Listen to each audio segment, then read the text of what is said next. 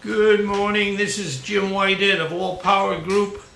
It is so good to be here, and thank you very much for listening and enjoying hopefully my presentation. Today we're going to talk about the problem with our power grid and what we need to do and some choices to basically have it where you do not sit in the heat, no refrigeration. The two things we're going to talk about today are home standby generators that I've installed and done everything else with for 20 years, and what has come up as being a viable alternative to standby generators, the solar generators, which is made up of batteries, opportunity for charging both from utility power and even better, solar power.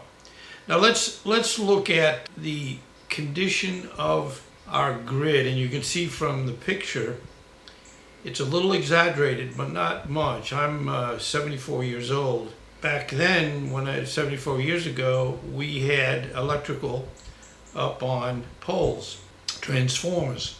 Well, the interesting thing, we still do, and I'm 74 years old, so it's a little embarrassing. Anything that would have where you say this is improved, that's improved, we get our cell phones are better, I can go on and on and on. But when it comes to electrical, it really hasn't changed very much. And that's sad. It seems like as a population, we accept that situation and just kind of think it's normal. Whenever there's a storm coming, what happens is they will say, well, you're going to have the usual power outages. So the point is we all kind of accept it, and it just doesn't get any better. One reason why our grid is so poor is because everything is above ground in most cases. Main transmission lines, a lot of neighborhoods, they all have the wooden poles generally. In fact, some of these wooden poles are probably the same age or older than I am. And what I wanted as a kid, we used to watch the gentleman come with a leather belt and spikes on his boots, and he would climb the pole. I just said, when I get old enough, that's what I'm going to do. But the biggest point is all the equipment is sitting outside, up high, so it's sensitive to wind, very sensitive to heat. The transmission lines, which are passing electricity, get hot. And if it's hot out, they get hotter. The point is, it will really deteriorate the wiring. Also, we have solar radiation. You don't see it, but it's there. And that in itself can also hurt power lines. So now we're moving on. If they're not going to improve the infrastructure of everything, wires and poles and transformers, you have to, in essence, have it where you're going to be the one taking care of your own power, which is great. So let's start out by first showing you, and this is what I did for 20 years with Generac. Generac's a good company. They have about 80% of the market. And I was a Generac dealer, and still am actually, where I was buying the generators, installing the generators, keeping the generators the way they should be, repairing them if there was a warranty issue, and just have the opportunity of keeping the customer happy. We also had monitors on the generators so that I would get an immediate message if there was something wrong. But now getting back to the task at hand, you're looking at, on the left, that's a transfer switch. And what does that mean? And in this case, it's automatic. It has your grid power coming in essence, to the top of the switch. And you have the connections from the generator that you can see on the right going into the bottom of the switch. And it had the capability of being able to move up or move down depending on the situation. When we would lose power, the generator would say, okay, we got a problem. It would start itself up in about 10 seconds, and it then would, in approximately another 10-15 seconds, it would send a signal to the transfer switch to flip from the utility connection, that is, power at this point is not present, down to where the power is coming in from the generator. And it would stay running until basically either A, you ran out of fuel. I'll get back to that in a minute when I start talking about gas and what have you. Or if it sees within the transfer switch power-wise, the generator will see, oh, I'm seeing utility power has returned. I am now going to count to 10 and start working on flipping it from the down connection, which is again the generator, to the up position, which is now back to utility. And this can go on and on multiple times. You hope not, but that's what it's designed to do. Now the other thing going into the next choice is where to run your generator, you need fuel. And this is one example, and typically this is the highest percentage of generator installations, where you're installing a propane tank. Now the tank you're looking at is 1,000 gallons, and it's expensive to install. It's about $10,000. Propane is about $3 to $4 per gallon. And the typical generator, and this is variable because of what your load is and what you're running, but it will burn about 3 or 4 gallons an hour. So you're looking at running this generator about $12 to $16 an hour just for fuel.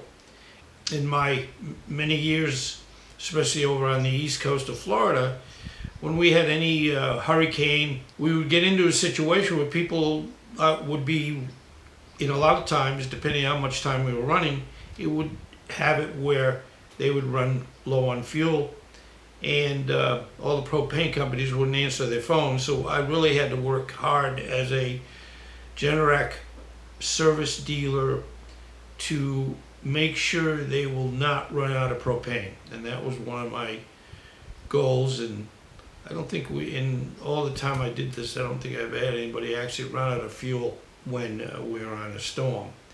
Now, what the other entry in the opportunity box is now solar generator. Up to about a year ago, solar generators where you're storing electricity in batteries, and you would find that they worked well if you were RVing or you went to the park, you wanted to take a radio, want to charge your phone. But there was never at that time, the opportunity to really say, I can run my home on this situation. Now you can. This is relatively new. This is the EcoFlow Delta Ultra, which in fact, this is my third battery system here. One was the first one I put into this building that I have here, which is content creation in my office, and I have it off grid. I used the Anchor system, company by the name of Anchor, and then I went to the Delta Pro system with EcoFlow, and then January 9th, they came out with the EcoFlow Delta Ultra, and I pretty quickly upgraded to that. Now, why do these fall into a situation where you can use these as a backup? Now, when I was saying and showing you the transfer switch on the home standby generator side, what you're seeing in the lower right is basically an EcoFlow transfer switch. Both types of transfer switches go between your main electrical panel, typically in your garage, and the the main panel, as I said, and in essence, you tell us what do you want to run when you lose power. Hot water, air conditioning, TVs, microwave. So what happens here, same as the other transfer switch, the Generac switch, it's sitting there waiting to see you lose utility power. And when you do, it will transfer over to the batteries. Now, what the real neat thing about these solar generators, with the standby generators, you only have so much fuel, you only have so much power. But with the solar generators, you're looking at, and this is the same exact unit I have on the left side, it's the top, very top portion is what they call an inverter. And what the inverter does, it takes the stored power and inverts it, because it's stored as DC power. You won't be tested on this, but it's DC power, and basically it converts it to AC power. So you can run, anything that you would all expect is AC power, and that's almost everything in your home.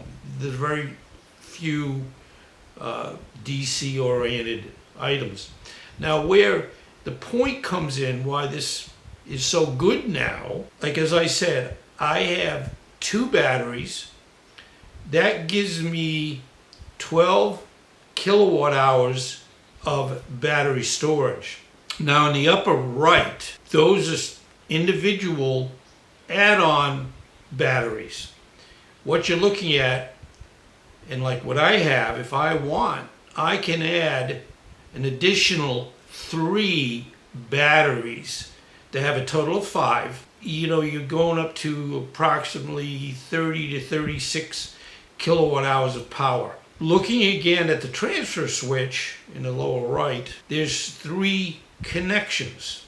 So not only can you connect one of these with 5 batteries or 4 batteries, it really whatever you want to do, you can get another inverter and whatever batteries you want to add up to 5, and you can connect it into the second port. And then you've got a third port that you can do the same exact thing.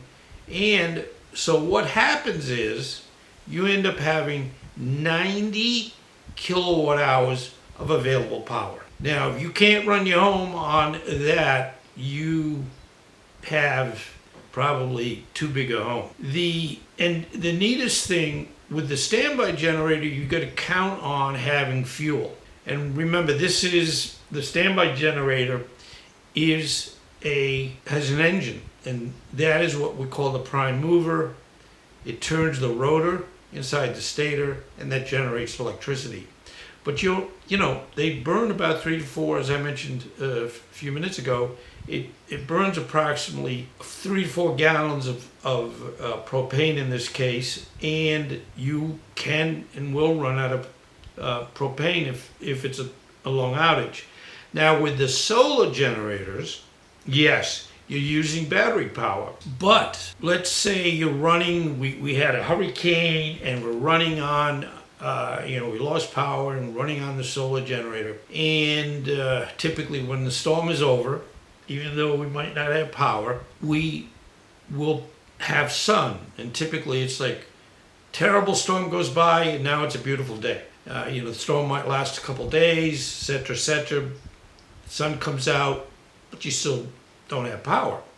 So with the solar generators, and this is, I guess, where they get in the word solar. I don't really like to say solar generators because it's a little confusing. But you can add and have solar panels that now, because the sun, you are charging your system. So yes, power's going out to run what you need while you've lost power, but you're also putting some power, all the power you're using, I mean, it depends on how many panels you have, so that it's like a perpetual power system, meaning that you can keep going and it's pretty cool. 6 years ago, I get a call from a customer in Weston, and back then they were just kind of getting into these battery things and portable solar panels, and actually they didn't really make a lot of sense, but it would be where you could run your phone or maybe run a coffee maker or maybe a microwave, but nothing where you would be comfortable with not having power, especially typically in the summer when we lose power from hurricanes. It's hot. So what would happen is they would find that they would start to run out of power, and we would run out of fuel. So again, the best part of this whole comparing A and B is that where back then it didn't really work for the customer, because I said to her, it really isn't enough power to have it where you're going to be comfortable. And the first thing she said when I spoke to her, she said, I do not want a generator. So that kind of ended that.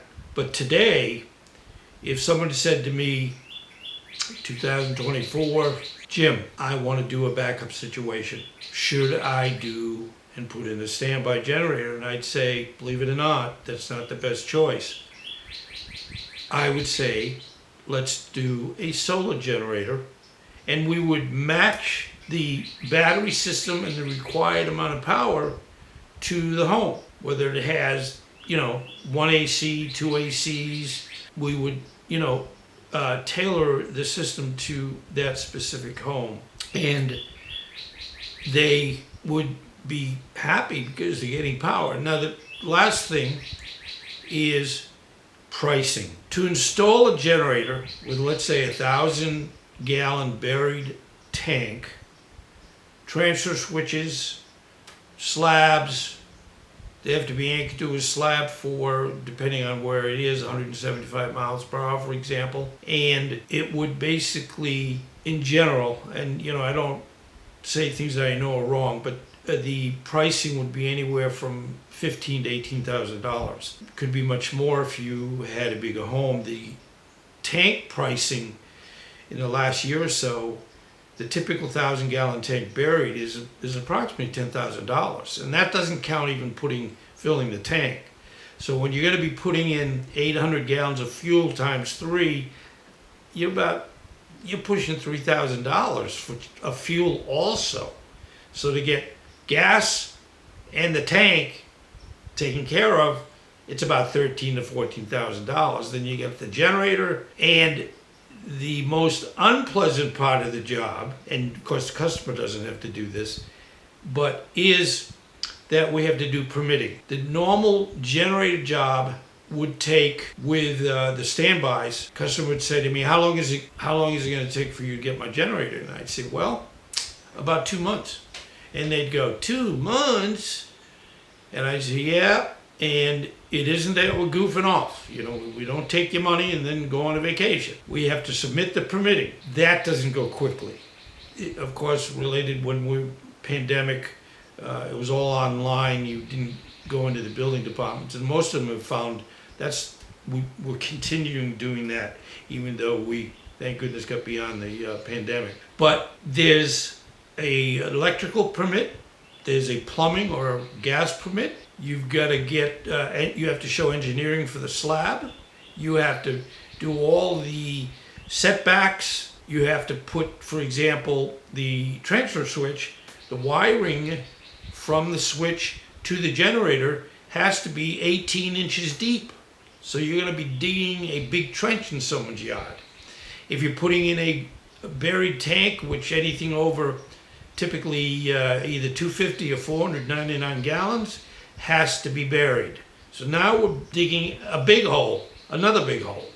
So typically the job would take about 2 months. And why it would take so long is, besides getting the permits approved, when you would say, okay, now we're ready to go, we've got the generator, we're starting to install, every step of the job, both electrical and the gas, anchoring, so on and so forth, have to be inspected. And what happens, for example, with the tank, we put the tank in the ground. We anchor the tank in the ground. We make sure for corrosion issues, there's a big bag we have to put that's what we call sacrificial metal. And when we put the tank in the ground and anchor it, we can't now continue on, cover the tank. We have to literally stop the job, call in for an inspection. They come out the next day, they approve it, we then can continue on the next day. That same thing with the electrical. So bottom line, that's why it would take so long. And I would say to a customer, you are going to see me here a lot. You're going to get tired of seeing me, because what I would do is I would meet all inspectors. Why? Well, better to have a friend than have an enemy. So if you work with the inspector, they will work with you. And sometimes they'll say, well, I don't like this wire here, and I want it over there. They would, in most cases, as we develop good relationships with inspectors, they would say, okay, fix it, I trust you, and do it. And let's face it, that's exactly what I always did. But I had to meet them every inspection. And it could be where they're coming in the morning, oops, they're not there in the morning, well, now it's lunchtime, and they'll be coming out after that. It was just not real pleasant. Now, flipping back over to the new way, it has it where if you are going to use the battery systems, and you can use portable solar panels. Those are not permanently installed, so they don't actually have to be permitted. Yes, if you're going to put panels up on your roof, we have to get permitting for the solar panels to make sure they're installed correctly. But what happens is we order the equipment, which would be made up of that transfer switch on the right, and whatever initially we decide to install. And once we get the equipment, which doesn't take very long. In fact, unfortunately, on the generator side, I switched over to General Solar because during COVID, the generators coming out of Generac, I would order it today, and I couldn't even get it for a year. So we'd say to the customer, I can't get it for a year. I can't give a good estimate because pricing keeps going up. Also, back then, all the wire costs and PVC and all the additional things we need for installing kept going up. So it just wasn't pleasant. Now back to the solar generator, if we get the equipment today, let's say we say, all right, we're going to start installing tomorrow, we've already pulled an electrical permit, and again, that's the only permit we have to pull, and we will have it ready for inspection in about a day and a half, 2 days at the most. You put in this battery system that's on wheels, and really the only thing you're installing is the solar panel. Oh, excuse me, I'm sorry. I'm old, so you have to understand. Sometimes my brain doesn't work that well. But the transfer switch is very quick process of getting it in and integrating it into the panels and the things you want from your main panel to run with an actual loss. Okay, I know I kind of talk too much, but bottom line, the great move, and I'm excited because we can give somebody a viable backup that's cheaper, easier to install, and you can expand that capability very, very easily. If someone said, hey, I'm doing a generator, you don't know if someone says, and this happened frequently, they'd say, I am adding a new office to my home. And in a lot of cases, it would be, well, the generator was sized in accordance to your home before an addition. And, let's say they've had the generator for 2 years. Now they're saying, yeah, I'm adding a big office, and we'd, in some cases, be too close to the demand for that particular generator. But with the solar side, solar generator, if you say, okay, I'm going to add some additional structure and the demand for power is going to go up, we'd say, okay, we're going to add one more battery, two more batteries, three more batteries, and we can go on and on and on. And as I said earlier, we can get up to literally 90 kW, kilowatt hours. So it works great. Thank you very much. I love talking about this. So please, anything in the comments section, I would be very happy to speak with you about it. But anyway, thank you. I really, really appreciate you supporting my channel. And please stay well, be safe, and every day gets better. And thank you.